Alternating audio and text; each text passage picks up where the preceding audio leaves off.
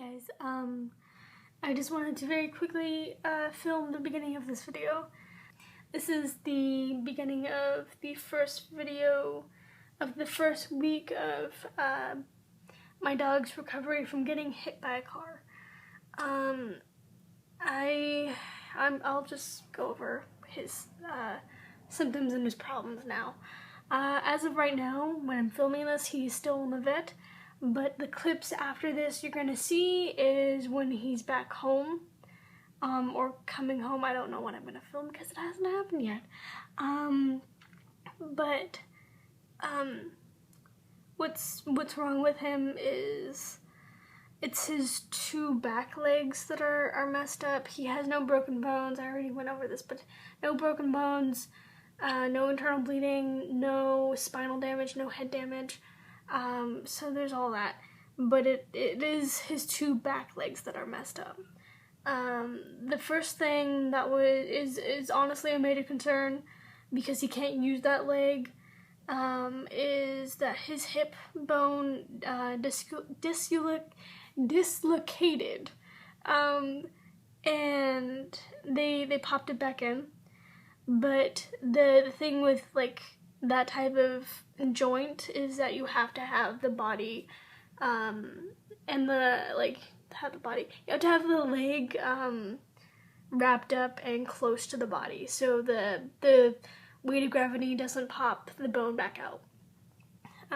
Because if it does, then they would have to go in there and shave the bone down and do a bunch of surgical shit so it doesn't pop out. But for now, we just had him pop the hip bone back in, and it's wrapped up close to his body. The next problem is the other back leg. That black leg. Well, that back leg is all casted up, because that's the leg that the wheel I think went over. Because apparently I didn't see it, but apparently all his skin was just kind of gone on the part where his paw met his leg, that part, and apparently they originally thought that his ligament was torn off, so he had no ligament for his ankle. I don't know what it's called. But when he went out for surgery, the doctor realized the ligament was still there, but it's damaged. So they patched that up, so he has a big cast on his full back leg for that one. So both his back legs are kind of fucked up at the moment, which that really does complicate a lot of things, because if it was just one leg, life would be a lot easier, but it's not. So it's both legs, and yeah, that's gonna be the struggle. He's gonna have trouble going to the bathroom because both his back legs are fucked up. But for those of you that don't know, when a dog does have a cast on their leg, they make it so they are able to stand on it, even though standing on a cast with your leg cast up, that's probably not very comfortable. So he does have access of 3 legs, sort of. So he's probably gonna, at least for the first week or two, he's definitely gonna need to have someone holding him up while he walks, because I know it's not gonna be very comfortable for him to walk on that cast on his own. So yeah, there's that. So the next several months of my life is gonna be dedicated to this dog that I love so much. So I wanna really record his progress of healing. One, because everyone loves a recovery story, and this is definitely a recovery story, a major recovery story. So even though he's not recovered yet, even though it happened literally 2 days ago. But either way, this I wanna record his progress and like what day-to-day shit is gonna be like for taking care of him. So yeah, enjoy the first week of my dog. Don't cry, it's okay.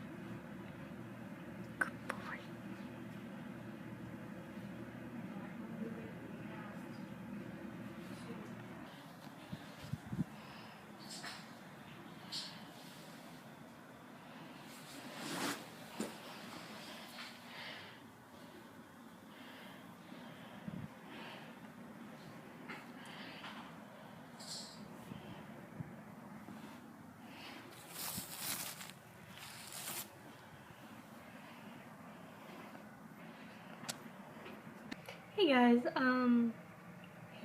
this is not a new video, this is a continuation of a video. Yes, there's a fan, deal. Yes, I am currently naked, deal. I'm not gonna do anything about it, because in the last 48 hours, I have definitely gotten a giant fucking slap in the face from life. Like, God. Okay. The last 48 hours have been probably one of the most fucking stressful, anxiety-ridden fucking 48 hours I've ever had. So, what's happened is yesterday we brought Boy home, and then we got him home. He had his sling and his cast done. Everything was good. Everything was fine. And then, sorry, my arm's hurting. And dealing with a fucking dog, your body tends to hurt. Makeshift tripods, yo. So I can use my hands. Yeah, so, where was I?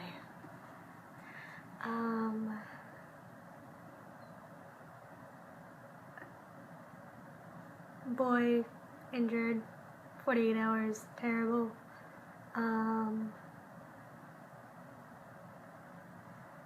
Fuck. So, pretty much what's happened is that I was really, really fucking stressed out last night, like, to the extreme that I couldn't really sleep. Like, I tried, like, I forced myself, but I noticed whenever I was awake, I caught myself, like, my whole body was just fucking tensed up, and my mind was, like, going a mile a minute of, like, what I need to do, how I need to do it, blah, blah, blah, because I noticed last night that Boy's sling, which was nothing but tape, medical tape, was holding his foot up against his body. I noticed that part of it was kind of pulled a little bit, and his leg was not in the same position as it was when we first got him. And my dad was just like, go to bed, it's fine, blah, blah, blah. I'm here now, go to sleep. And I'm just like, fine. And I tried to forget about it unsuccessfully. I feel like shit, that's why. And then this morning, we saw, at least me and my mom, saw that leg, the sling had come loose, and his leg was straight, and also the particular paw was super, super fucking swollen. to the point where I hope to God by now that they've cut the tape off of that foot. Because it just, the swelling in his foot just fucking scares me. So there's that. And then my dad,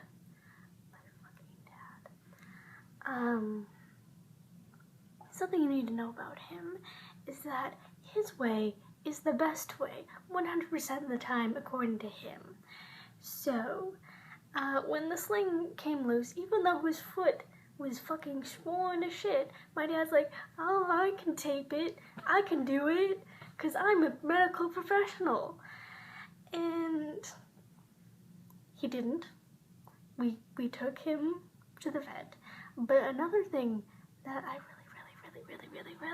really want to punch my dad in the face for 5 million times, preferably, is that he refuses to get a kennel or crate or whatever, however you want to call it. He refuses to get one. So, but all the doctors are fucking get a kennel, get a crate. It's gonna make life so much fucking easier, and it's gonna keep him calm and not moving around. And that was definitely very evident last night because he kept getting up. He tried to sit up all the time. He tried to stand up a few times. It's to this point, we don't care if he fucking pees on the carpet. He cannot move. So there's that. And the beauty with a kennel, you can literally tape down pee pads and you're good. And you just have to change them when you notice that he has gone. But the thing is, he kept moving around, so the pee pads that were under him were not under him anymore. And that's one benefit of a crate that my dad apparently does not understand. And another one is that he's constrained to a small space. And if you didn't know this about dogs, they actually like dark, small spaces. It calms them down. But no, now that apparently boy moving around too much last night was not evidence enough for my dad to get a fucking crate. But his fucking solution is to make one.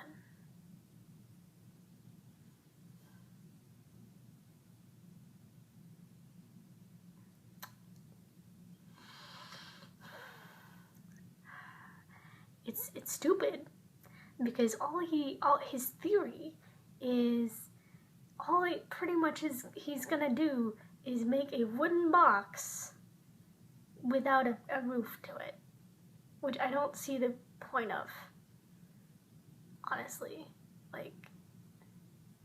There's no security to that. There's no door, and the height he mentioned was 18 inches. And there's no roof. The point of a kennel is so they don't stand up. Without a roof, there's no point. So, today, hopefully when we go get Boy and we are hopefully able to talk to doctors, my mom specifically wants me to mention my dad's restraint from getting a kennel and having the doctors rip him a new one for it. So there's that. Yeah.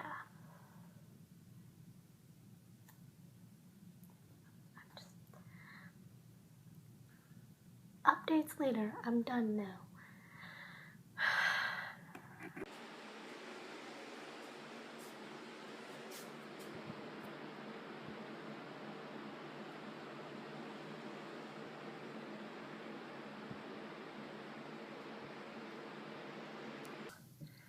Okay, a few updates. Okay, let's see.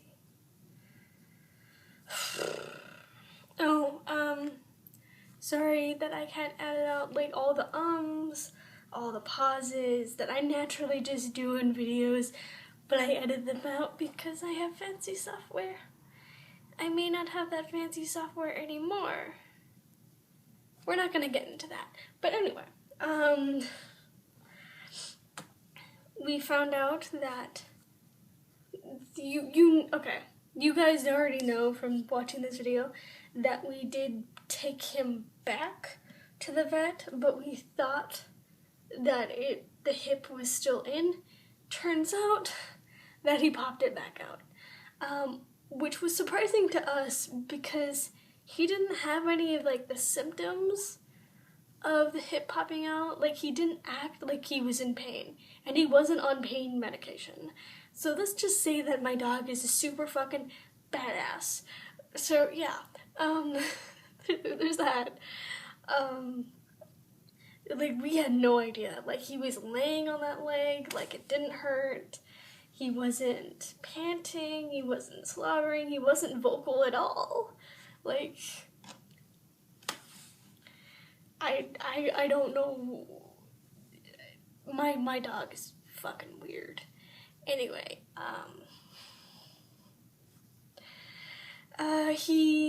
we had them pop it back in. For those of you that don't know the technical terms, we have had a closed reduction hip surgery. I think that's what it's called.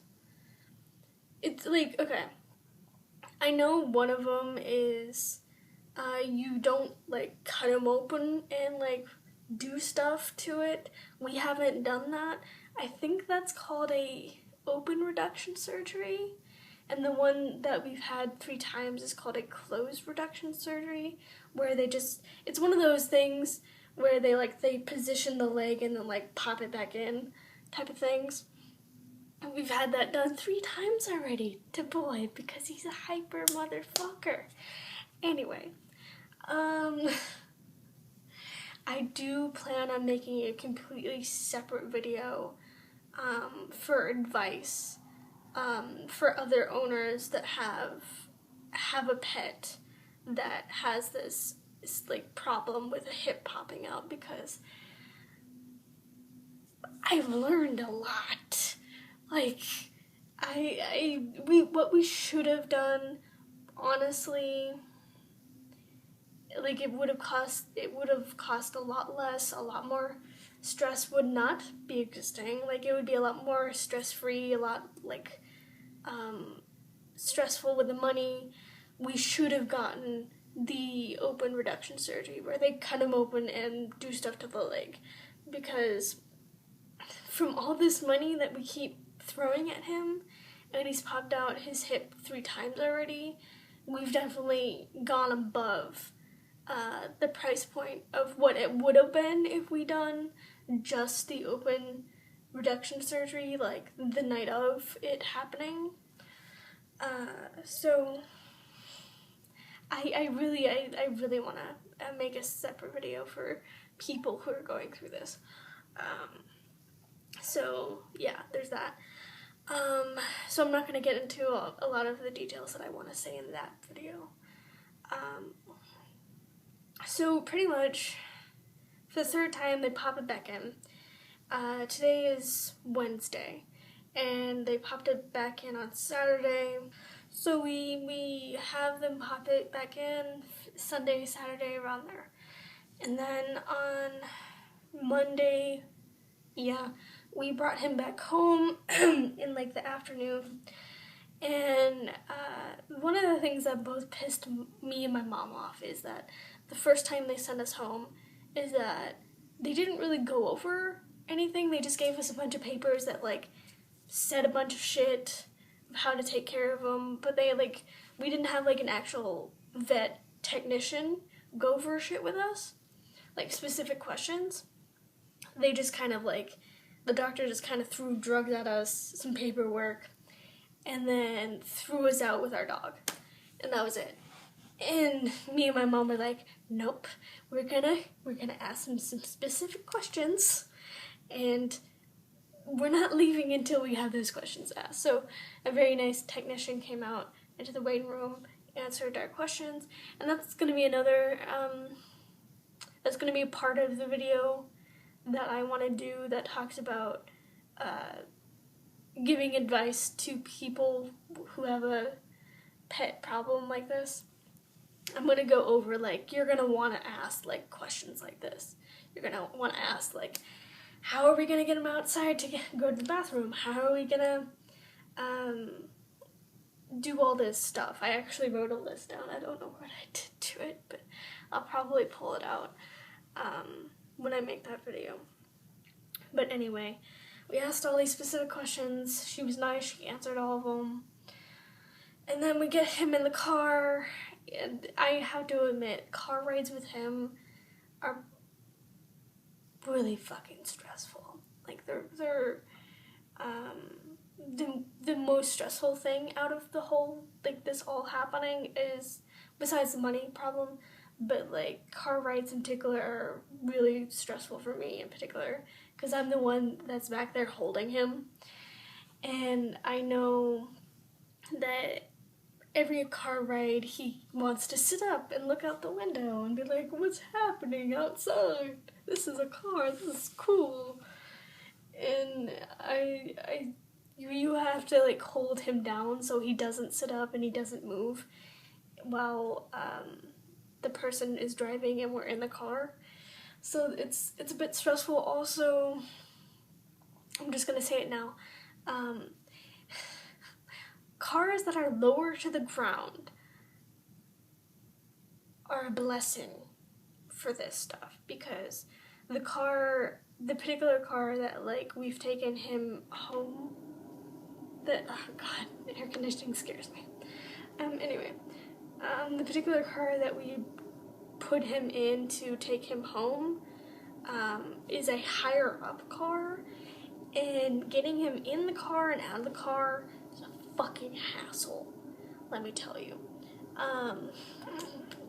That's besides the point.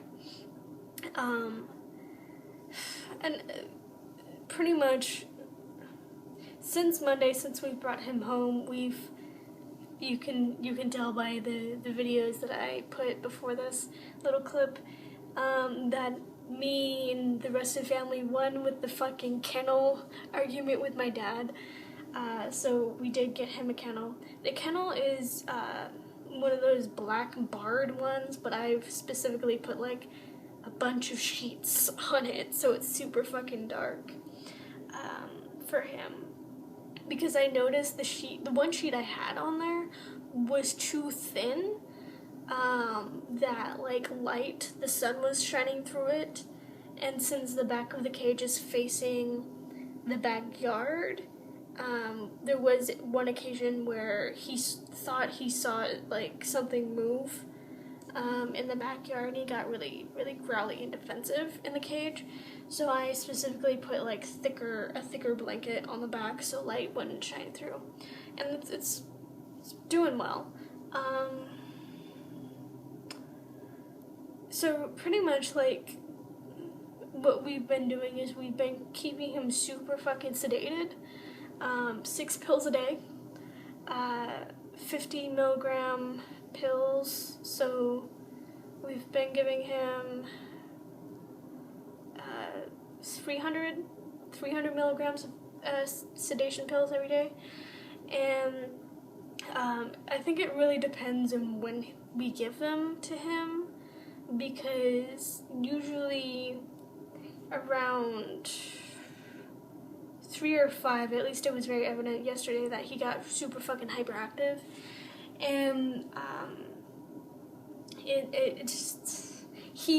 we may not have enough sedation pills for him because he is so high-strung, high energy, and he also still has his balls. So there's the testosterone is going through him, and he's still growing, and he's still a little puppy. So that puppy mentality of, like, energizing is still going through him.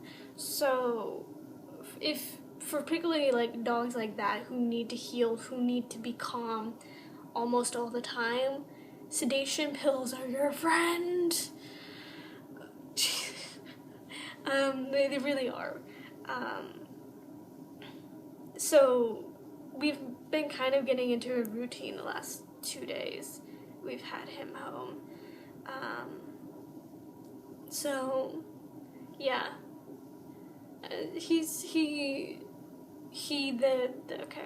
the tape hasn't come done. The hip hasn't moved.